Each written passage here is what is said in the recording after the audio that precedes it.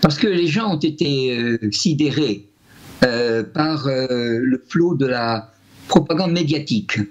Ce n'est pas qu'il s'agissait de faire l'éloge d'un homme, mais on a présenté, sur les couvertures, on a présenté des magazines, on l'a présenté, disons, comme l'homme que, non pas que l'on demandait d'approuver, mais comme l'homme qui était déjà approuvé pour l'opinion publique. C'est-à-dire qu'on assiste à un phénomène psychologique dans nos sociétés, que la personne se décide, non pas parce qu'elle a jugé de quelque chose, mais parce qu'elle estime que l'affaire est déjà jugée. Voyez, en fait, c'est cultiver l'inertie. Je crois que le peuple français s'est laissé entraîner parce qu'il n'a pas confiance dans les partis politiques, ou plutôt, non pas dans la qualité des gens, mais dans la capacité des partis politiques à maîtriser une situation qu'il sait dangereuse, en grande partie confuse. Il sait qu'on lui cache quand même beaucoup de choses touchant les dangers du futur, les dangers de la crise, j'entends la crise financière. Il sait que ces grands mouvements, qu'on appelle des mouvements migratoires ou autres, ou ce qu'on en dit, disons, peuvent cacher des intentions de guerre civile. Ça, je crois que beaucoup de mes camarades, en tout cas ceux de ma génération, s'en rendent compte. Et que, disons, à tout prendre, il sait qu'il n'a pas de prix, il sait qu'il n'a pas de capacité de discerner la voie à suivre. Par exemple, sur l'Europe, les gens, bien sûr, savent qu'il y a des commissions, des gens qui sont des sortes de parasitisme de la vie politique. Mais ils savent aussi qu'on est obligé d'avoir une expansion économique, d'avoir des liens en particulier avec l'Allemagne, et que, disons, on ne sait pas, disons, s'il faut faire un pas en avant ou un pas en arrière. C'est cette indécision-là, fondamentale, qui a fait que les Français ont accepté l'arrivée de Macron, qui leur a été proposée, bien sûr, et ils savent aussi, je crois que c'est là un des ressorts de la puissance de Macron, que l'affaire est essentiellement économique et financière. Ils savent que c'est un homme des Rothschild, ce n'est pas un secret, ça a été dit même par, comment s'appelle-t-il, Mélenchon. Ce n'est pas du tout le dire qu'un homme des Rothschild n'est plus du tout considéré comme une sorte de pancarte antisémite. Et on sait, disons, que ces personnes-là sont, comme on disait autrefois au XIXe siècle, les rois de l'époque.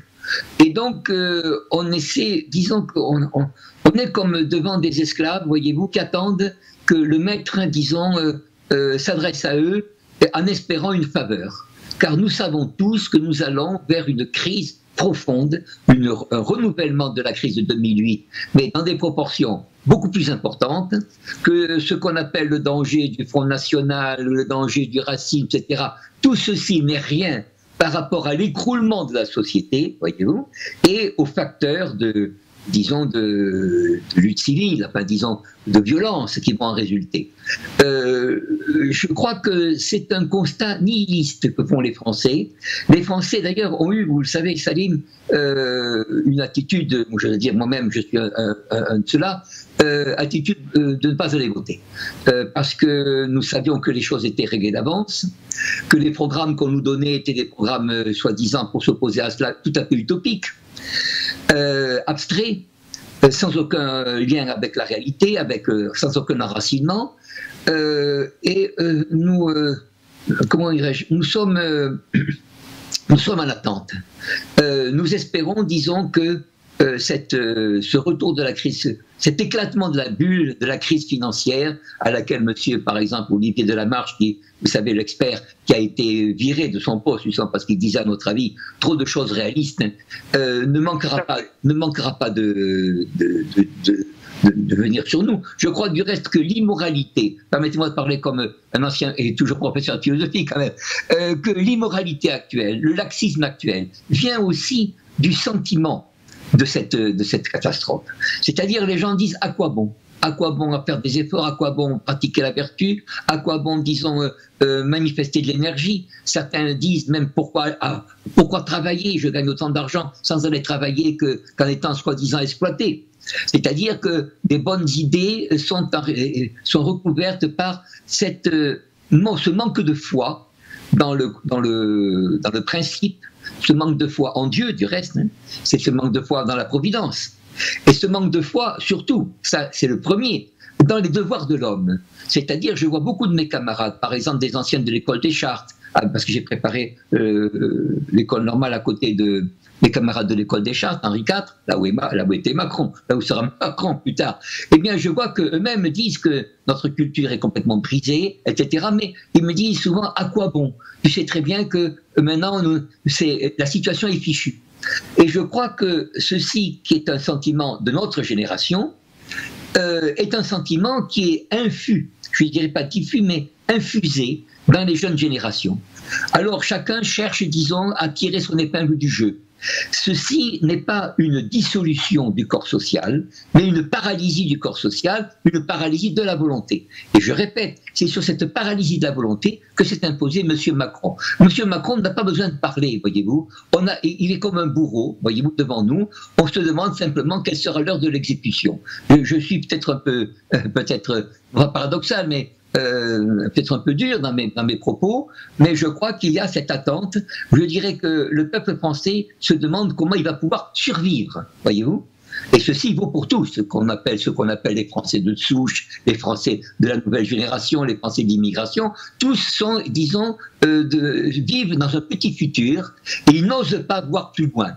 Alors, sauf évidemment une partie qui a été il y a eu deux parties que je distinguerai dans la société française qui touchent Macron. Vous avez bien sûr ce qu'on appelle les plutocrates, ceux qui vivent justement de cette imposture financière qui va nous conduire à la faillite. Et il y a aussi des gens formés, c'est ce qui a été une grande partie des députés qui l'ont soutenu En Marche, qui ont des diplômes que je dirais non pas mauvais, mais inflationnés, voyez-vous, qui ont été distribués très souvent avec facilité, dans des conditions difficiles, mais disons le contenu est facile.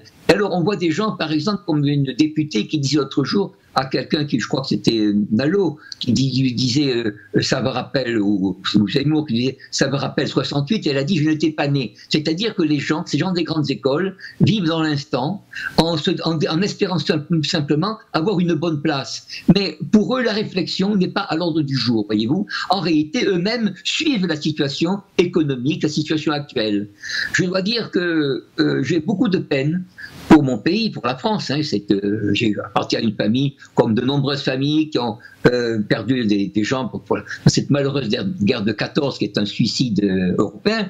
Et je suis quand même frappé de voir que, quand j'ai des nouvelles de l'Europe, la situation quand même est bien meilleure. Le chômage, par exemple, diminue dans le centre de l'Europe, alors que chez nous, je le vois, un chômage réel, je veux dire, augmente.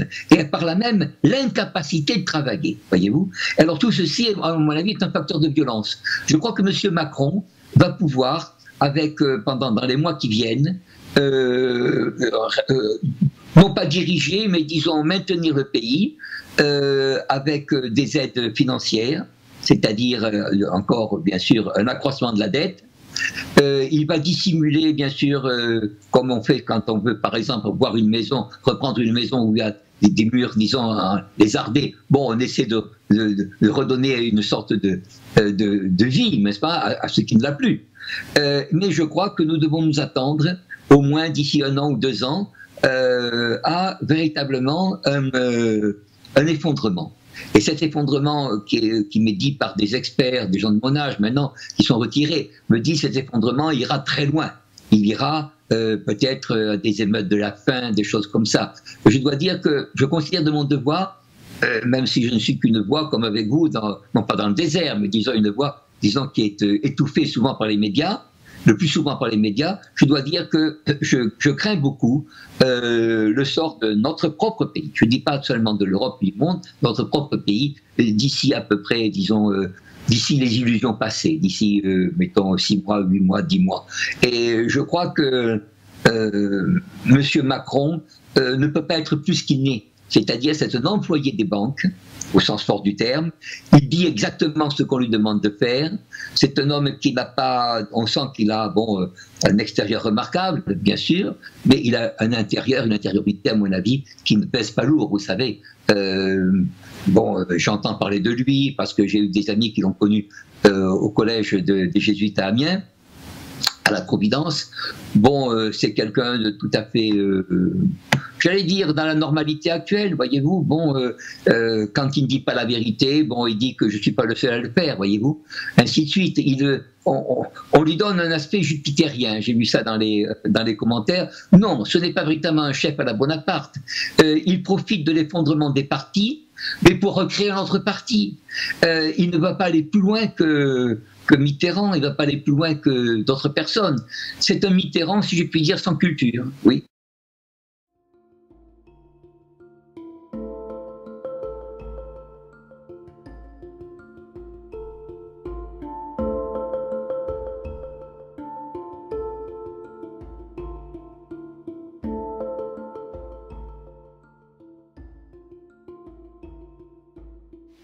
Eh bien, je crois que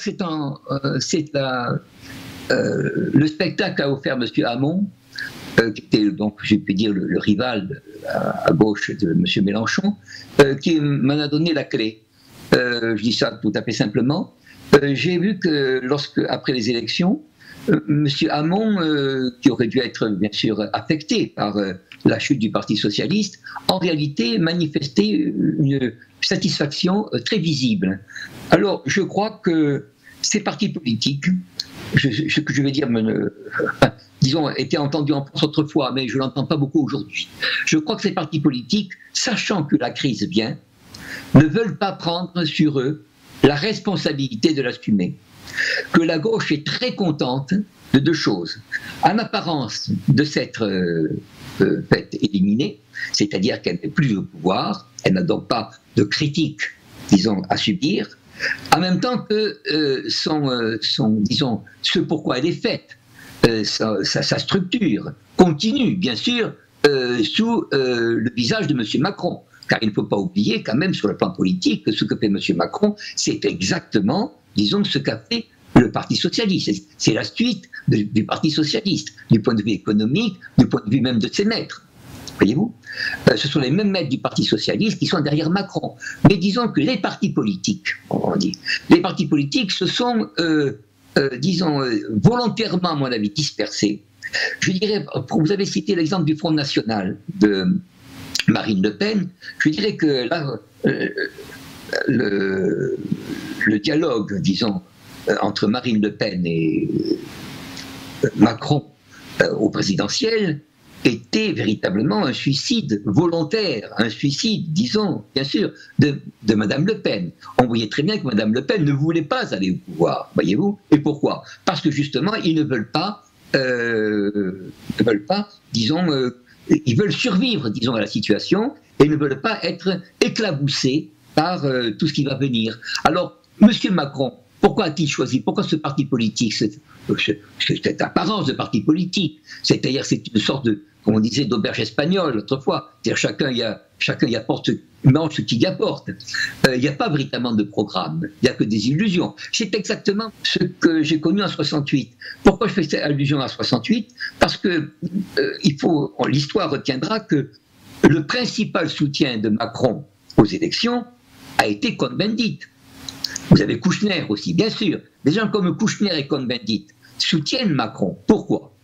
Parce qu'ils veulent, à travers Macron, réaliser une sorte de nième révolution française, c'est-à-dire supprimer ce qu'ils appelleront des corps traditionnels, en particulier l'influence des partis politiques, oui, c'est vrai, et ils voudront y substituer, disons, des sortes de, je dirais, de comités d'influence, voyez-vous, si je puis me permettre, c'est une sorte de soviet adouci, si vous voulez. Alors ceci entraînerait la France dans, évidemment, des réformes morales, des réformes structurelles qui seraient très importantes et proposées véritablement par des minorités. Alors ceci va sur le plan, je parle de la morale, sur le plan de la morale, on parle de la morale de procréation, la morale sexuelle, etc., l'éthique sexuelle, comme d'autres points en Allemagne, sexuelle éthique, oui, ça oui, je crois qu'il y aura de nombreux pas en avant, comme on dit, il y aura des changements de ce point de vue. Il y aura également des changements du point de vue fiscal, il y aura des attaques contre la propriété, c'est-à-dire la dissolution programmée, méthodique des classes moyennes, de celles que Karl Marx appelle les petits bourgeois, voyez-vous. Quand on a claqué le fascisme, je pense à l'espagnol, excusez-moi, quand le fascisme, il y a quelques années, on disait ça a été créé par la petite bourgeoisie, la moyenne bourgeoisie. Cette moyenne bourgeoisie, la politique antifasciste actuelle, eh bien, si je puis dire, elle essaie de l'écraser. Parce que ce qu'on veut, c'est simplement avoir paix à ce qu'il y ait, disons, un rapport direct entre des riches qui soient très riches, une plutocratie, et puis, non pas une démocratie, mais une plèbe qui, tous les jours, aspire à devenir riche, exactement comme quelqu'un qui rentre dans un casino à Las Vegas s'imagine qu'il en sortira milliardaire. Voilà exactement quel sera, je me permets de dire que ce n'est qu'une image tout ceci, ce vers quoi nous allons. Et qu'alors, bien sûr, on ne peut pas dire que l'électorat, par exemple, la victoire électorale de M. Macron ressemble par exemple à celle qu'a eu De Gaulle, qui d'ailleurs est parti juste après, en 68, après justement le bouleversement apporté par Cohn-Bendit et toute sa clique. Non, car les Français, je me rappelle, vous savez à ce moment-là, que même des communistes dans des villages, par exemple dans les Pyrénées, des gens du Parti communiste, des durs, vous savez, ce qu'on appelle les roros, hein, eh bien, ils votaient pour De Gaulle. Ce qu'ils appelaient la veille la réaction, parce qu'il y avait véritablement, disons, la volonté de chercher une autorité contre le désordre. Aujourd'hui, on ne cherche pas, à travers Macron, une autorité contre le désordre. On veut, à travers Macron, disons, introduire des modifications dans la société qui lui donnent un visage libertaire, bien que du point de vue économique et du point de vue du travail, ce soit de plus en plus dur et de plus en plus rigoureux, je dirais inhumain. Voyez-vous, je crois que c'est une victoire d'une sorte de libertinage apparent, voyez-vous, mais qui va cacher une destruction, non pas des partis politiques, selon la question que vous avez posée, mais une destruction des classes sociales, c'est-à-dire un bouleversement des classes sociales, ce qu'on appelait avant une prolétarisation. Le mot est encore juste, voyez-vous, c'est-à-dire que vous allez avoir non pas une substance qui serait le peuple français, mais vous allez avoir un agrégat, c'est-à-dire des gens qui vont être d'ailleurs plus ou moins imprégnés de racisme, imprégnés de, je ne sais pas, de toutes les de tous les sentiments, disons, tous les ressentiments, disons, sociaux. Je crois que Macron va être obligé de gérer cette situation, c'est-à-dire de retarder le plus possible la catastrophe financière, mais déjà, des instruments pour la survie sont, à mon avis, préparés sous son gouvernement.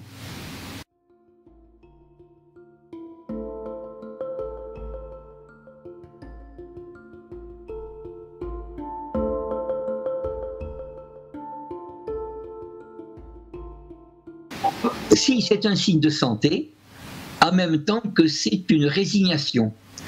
Alors, une résignation, c'est-à-dire que quel est l'avantage d'une résignation dans ce sens-là? C'est qu'elle n'est pas une illusion.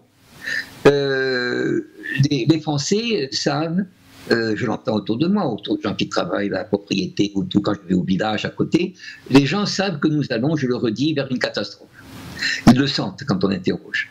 Et donc, ils voient très bien que ce qu'on leur propose n'a absolument aucun rapport avec quelque remède que ce soit. Que, disons, les difficultés dépassent véritablement l'entendement des Français, la situation de la France, voyez-vous. Et ce n'est pas une réaction, disons, de paresse ou d'incivisme, comme certains pourraient le dire. C'est une réaction, à mon avis, de bon sens. Je crois que c'est ce qui reste aux Français, cette vieille nation. Disons que ils ne croient plus en leurs, ils ne croient plus en ceux qui se présentent à eux. Voilà. Je dois dire que il y a cela très longtemps, quand De Gaulle est arrivé au pouvoir, il y avait ce qu'on appelait une lutte contre le système. C'était un mot employé pour désigner le système des partis politiques. Et De Gaulle était de guerre lui-même, vous savez, par sa famille de formation monarchiste, hein, catholique monarchiste, était, disons, opposé au système républicain tel que nous le connaissons. Bien. Et la Ve République était bien sûr une sorte de monarchie, en fait ça on peut le dire aussi. Mais il y avait le prestige de cet homme, et les Français, disons, votaient pour lui à travers des députés, mais ne votaient que pour une personne. Je vous assure que sous la Quatrième République, par exemple, un homme qui ensuite s'est rallié à De Gaulle et que j'ai rencontré par la suite une ou deux fois dans les années 60, qui était Poujade, par exemple, était lui-même avait disons, pu rassembler, je crois, une centaine de députés, avec simplement comme programme « sortez les sortants », voyez-vous. Il n'y avait pas énorme, il n'y avait rien d'autre. Et, disons, une lutte, bien sûr, contre la fiscalité excessive. Bien. Ce n'était pas grand-chose, mais déjà les Français avaient voté pour lui, c'était même une sorte de feu d'artifice à l'époque. De Gaulle est venu pas longtemps, quelques années après, et je crois que les Français, fondamentalement, contrairement à ce qu'on nous assène, ne sont pas du tout partisans de ce système démocratique républicain dont on fait une valeur nationale exactement comme nos parfums. Pas du tout. Ils savent très bien que c'est un lieu de corruption, et je dirais du reste que quand je vois le nombre de femmes qui ont été élues à l'Assemblée, voyez-vous, en particulier dans les rangs de M. Macron, d'En Marche, je dois dire que je suis désolé de cela, car je ne crois pas que ce soit véritablement un lieu qui ne soit pas un lieu de corruption. Je ne crois pas du tout que ce soit la place de la féminité, disons, que d'occuper ainsi une grande partie des places de l'Assemblée nationale. Je sais que j'ai contre moi, disons, l'opinion actuelle, mais c'est l'opinion artificielle. Je ne dis pas comme, vous savez, le tragique grec, c'est dans l'Ajax de Sophocle, c'est repris par Aristote, ça dit que la parure de la femme, c'est le silence. Mais je crois que la parure de la femme, c'est en effet de faire attention aux choses les plus essentielles de la vie, voyez-vous, et de lutter contre ces mauvais changements actuels, et non pas de donner, sous prétexte d'avoir des diplômes ou des peaux d'âne, de donner, disons, leur bulletin à un homme dont elles ne comprennent pas du reste le programme, voyez-vous, et je crois que ceci est également perçu par les Français. Vous savez, on voit, je ne dis pas que M. Macron ne soit entouré que de précieuses ridicules ou de femmes savantes, mais disons que ce bon sens français qui n'a pas voulu aller s'inscrire sur la liste électorale, eh bien, je crois que c'est peut-être un gage de l'avenir, un gage, disons, de reconstruction, voyez-vous, de la France. Mais je crois que les Français comprennent, ceux qui n'ont pas voté, c'est mon cas aussi, comprennent que ceux qui ont causé ce tort à la France pendant des dizaines d'années, eh bien, ils doivent payer ce tort-là. C'est pas aux Français, disons, à leur donner une caution.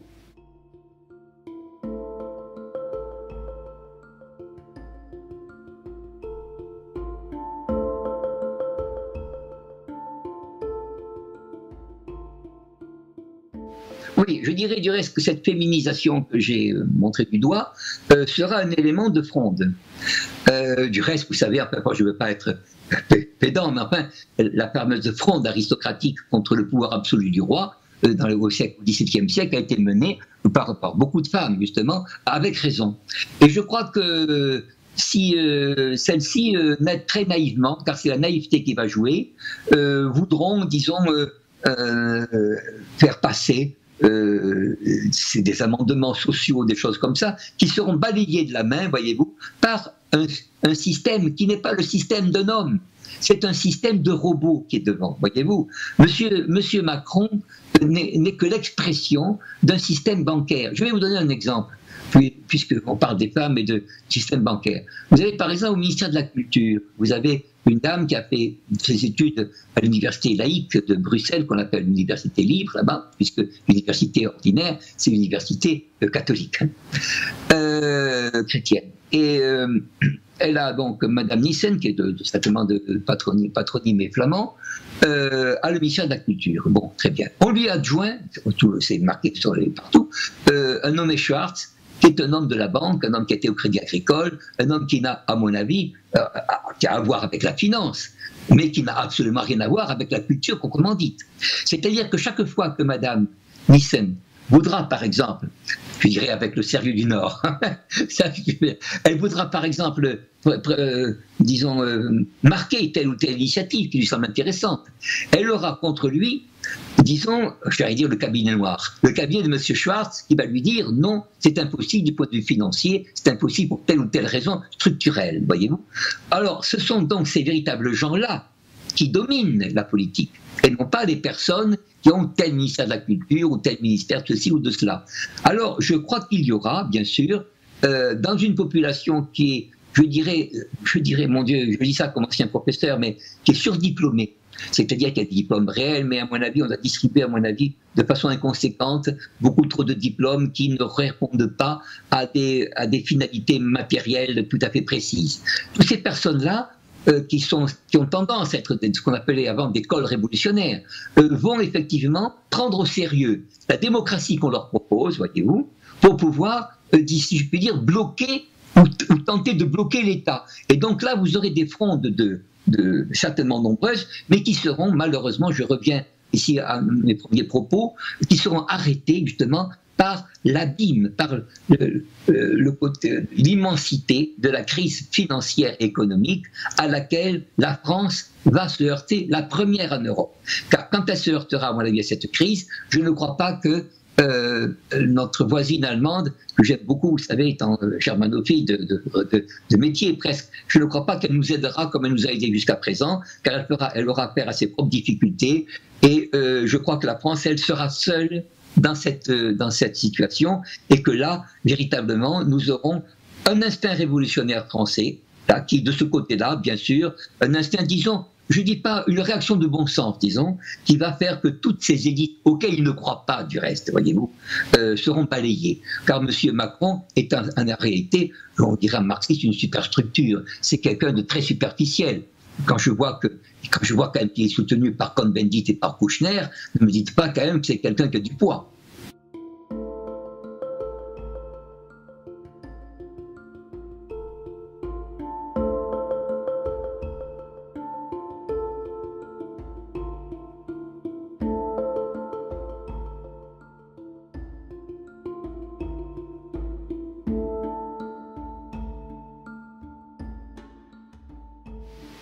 C'est de l'hystérie politique, vous voyez. Vous savez, quand on parlait de l'Amérique, bon, on critique M. Trump, etc., pour de très bonnes raisons, mais il faut dire encore que c'est les candidats qui lui étaient opposés, et avec Madame, que ce soit Obama, disons, ou Madame Clinton, étaient encore plus je dirais, aussi ridicule et encore plus ridicule et démoniaque. Je dois dire que l'attitude, par exemple, de M. Macron, de réunir le Congrès, par exemple, et de parler, avant même que le Premier ministre Philippe n'expose son programme, est, à mon avis, un phénomène d'hystérie. Je crois que là, c'est du spectacle. Bon, c'est du spectacle creux. C'est mépriser même l'Assemblée nationale. C'est, disons, je dirais, remplir le vide. Je crois que cette américanisation, vous savez, ce mot d'américanisation, je parle un peu pédamment, mais excusez-moi de ça, est un mot ancien. C'est un mot qui date du 19e siècle. On dit qu'il a été employé par Baudelaire. Il disait que le pauvre français s'américanise de plus en plus. Il confond, je crois, le physique et le moral, le physique et le spirituel. Et je crois du reste que c'est ce que nous faisons. Nous demeurons superficiels. Je ne dis pas qu'à l'Amérique, chacun soit superficiel. Je crois que l'américanisation française est encore plus superficielle que ce que l'on peut trouver justement aux États-Unis. C'est une manière, disons, d'éviter, de nier les difficultés, une manière de se mentir à soi-même, une manière de vivre d'après des fictions, voyez-vous. N'oublions pas que la France n'a pas le rôle qu'elle imagine avoir quand on considère les pays européens. J'ai vécu bien sûr en Autriche, en Allemagne, et j'ai vécu aussi un peu en Italie, notamment à Trieste, et je me suis aperçu en discutant avec des responsables, parfois même de très hauts responsables, puisque ces peuples-là sont des peuples dont les élites sont souvent beaucoup plus simples que les nôtres, vous voyez. Je me suis aperçu que le rôle, par exemple, de la France n'était pas aussi important que celui que l'on voulait nous donner. En revanche, il a un rôle très important dans un pillage financier international. C'est-à-dire que, véritablement, nous avons affaire à des gens très médiocres, voyez-vous. Le couple présidentiel dont vous parlez, qui est mis en avant, oui, c'est un couple qui ne sort pas d'un journal féminin ordinaire, voyez-vous. Bon, quand je compare évidemment le couple Macron avec d'autres couples européens, évidemment que c'est pas évidemment Anne-Laure Cole, voyez-vous, et puis Cole. Non, pas du tout. C'est vraiment, comment vous dire, ce sont des gens qui sortent de chez le coiffeur, voyez-vous. Donc, je ne sais pas comment dire. C'est véritablement pitoyable et c'est un très mauvais exemple parce que le propre, par exemple, d'un couple comme ça, c'est quand même de servir de modèle. Et quel modèle donne-t-il? Celui de l'argent facile, celui souvent de vertu ou de valeurs, je dirais, indécises ou ambiguës, hein, y compris dans des domaines de l'éthique sexuelle. Bon, je crois que ce n'est pas ce qu'il faut à la France. Ce qu'il faut à la France, évidemment, c'est un homme sage. Ce qu'il faudrait à la France, voyez-vous, je dirais, c'est peut-être une forme de dictature dans le sens romain, c'est-à-dire un homme qui prendrait, disons, la décision de certaines mesures, etc., et qui, disons, aurait une responsabilité devant le peuple. Monsieur Macron ne me semble pas avoir une responsabilité. C'est le genre d'homme que l'on a formé à dire qu'il a toujours raison. De toute façon, il n'a pas raison par ce qu'il pense. Il dit qu'il a raison parce qu'il a raison de suivre les consignes, voyez-vous, de ceux qui l'ont formé, de ceux qui l'ont choisi. Quand on pense que M. Attali a quand même prévu l'élection de M. Macron, quand même, c'est le candidat surprise. Il a même parlé de la femme qui serait candidate après lui. Écoutez, est-ce que vraiment nous sommes dans une vie d'homme libre ou est-ce qu'on est au contraire dans le théâtre javanais avec, vous savez, des gens qui tirent les ficelles des polichinelles? Je crois que c'est, évidemment, ceci, vous me direz, c'est de la politique, c'est de la caricature française. Mais justement, la France est portée souvent à la caricature car elle a devant elle des hommes politiques caricaturaux.